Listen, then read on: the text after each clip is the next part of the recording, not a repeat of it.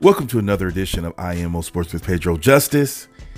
At the 30-day weigh-in for Canelo versus Danny Jacobs, it looks as though Canelo Alvarez has come in at 168.2 pounds, and Danny Jacobs came in at 175.4 pounds. And the limit they had to get to at this point of 30 days was 176. And the reason they're doing this is because they want to monitor the fighters to make sure they are able to hydrate properly when it's time for the fight. Also, the Canelo side is trying to make sure that Danny Jacobs is not overweight and that Danny Jacobs does not come in and blow up.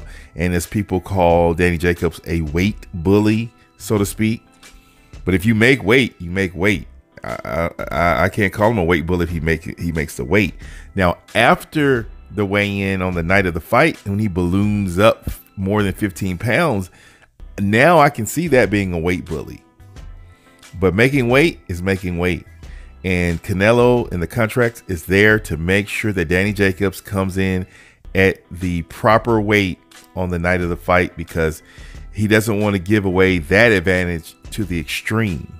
He's okay with him being a little bit bigger, the same way that Canelo came in against Floyd Mayweather. He was much bigger than Floyd Mayweather.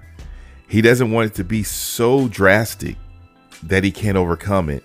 But Canelo feels that if it's just skill versus skill, I'm more skilled than Danny Jacobs. I have more heart than Danny Jacobs. I've been in tough fights, and I see when Danny Jacobs is in certain fights, somehow he freezes up and he waits too long. That's my feeling, is that Danny Jacobs sometimes is like something's holding him back from releasing the punches and throwing accurate punches and using his size actually to his advantage. It's as though he gives those things up and he waits until he gets hit, dropped, before he actually does what he needs to do at the beginning of the fight. So let me know what you think. Until next time, it's Pedro Justice.